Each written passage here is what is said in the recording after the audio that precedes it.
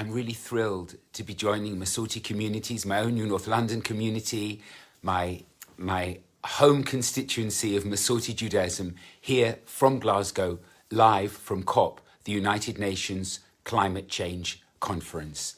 It's a huge gathering, as people will know. Leaders from all around the world, with some notable and disturbing exceptions, are here. There's plenty of police in the streets. There's a green zone for NGOs and those businesses which have supported the conference, a blue zone for observers who can be part of the political process, and then there's the red zone for world leaders. We've been today with the Ecosynagogue in the green zone.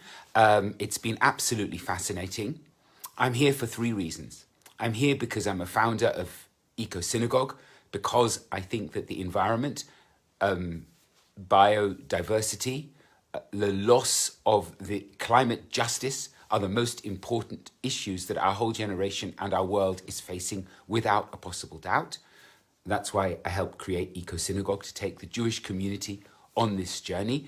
And it was lovely to be with Orthodox, Reform, Liberal colleagues and the Board of Deputies.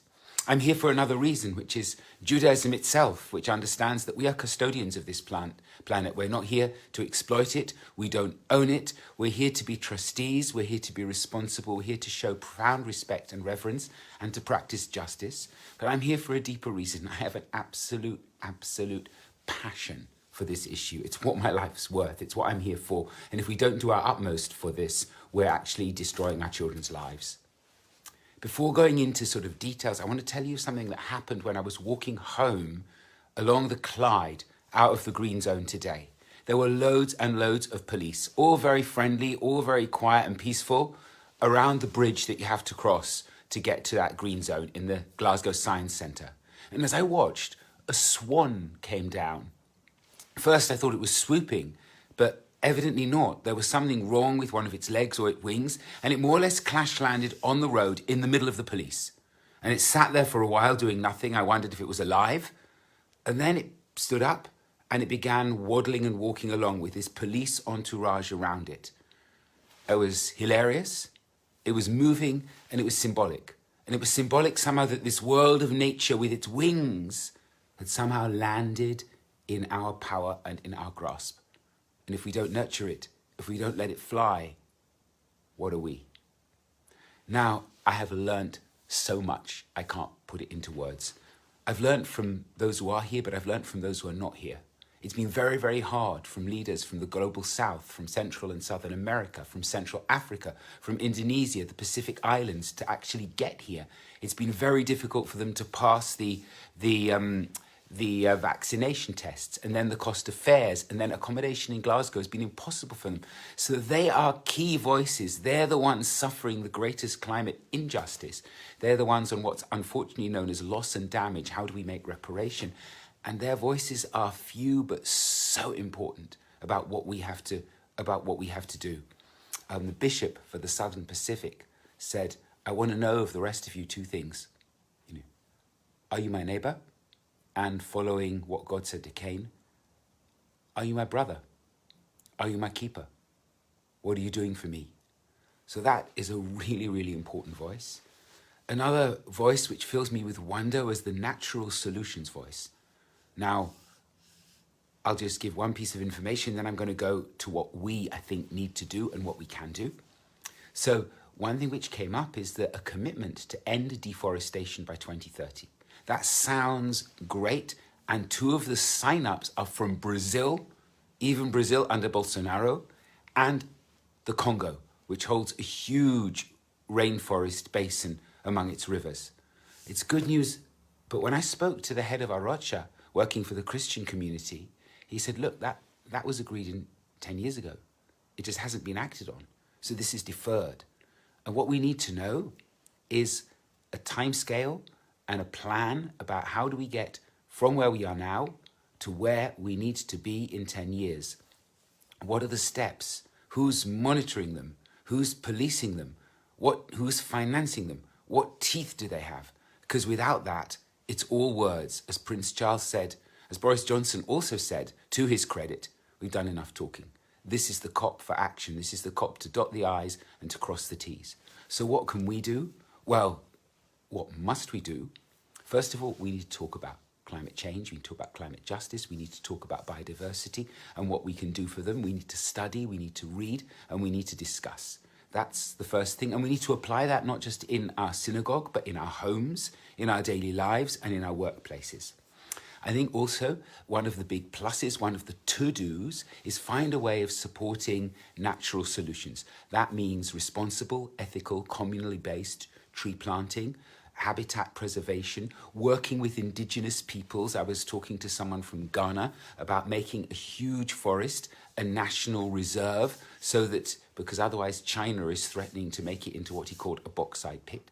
So working on a project like that, that's a plus, that's a can-do, that's a plant, that's a hand-on, but we also have to make a significant change in the way we live.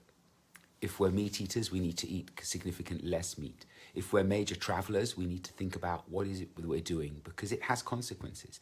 In what we do are the lives of our children. And we have no right to rob them of a wonderful world.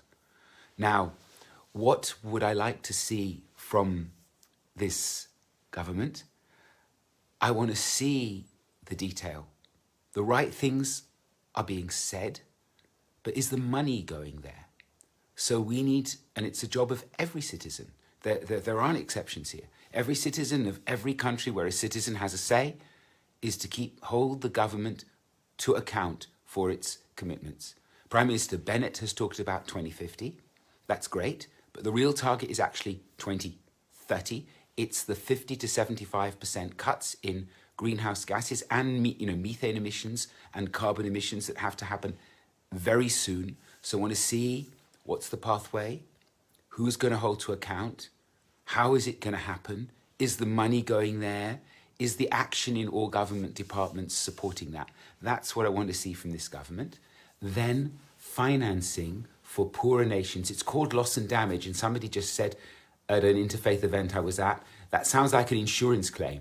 But what it's actually about is the people who are losing their houses, who are flooded out, who are covering acres and acres and acres of drought land so that they simply can't grow anything anymore. That's the loss, that's the damage, it's livelihood, it's homes, it's future. And someone's got to repay what we have taken from largely the global south. And so a commitment to new money, real money, is something also that we have to say, that I want to see.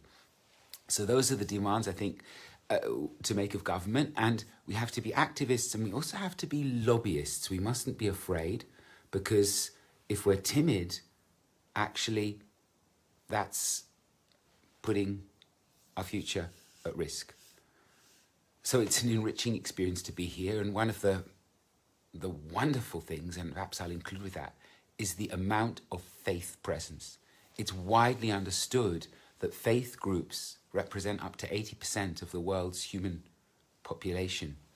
And faiths can mobilize community, faiths can mobilize education. There is a very profound sense of personal and collective responsibility. But above all, there is vision.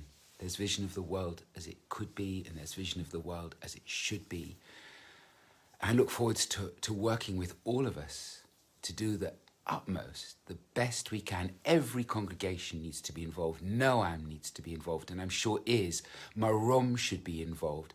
Every part of our community needs to show how it cares, and it can be done with positive messages of a future that is sustaining spiritually, morally, and also ethically and financially and globally, because that's the vision of our prophets, that's the vision of Judaism. I'm going to see if anybody wants to ask me any questions online. Otherwise, I'll close. You'll be hearing a lot more from me as I write about it. I've got to write the credo for the Times this week, and you'll be hearing a lot more when I'm back in London and talking about it, because this is what we have to be part of for the future. Thank you, and to be continued.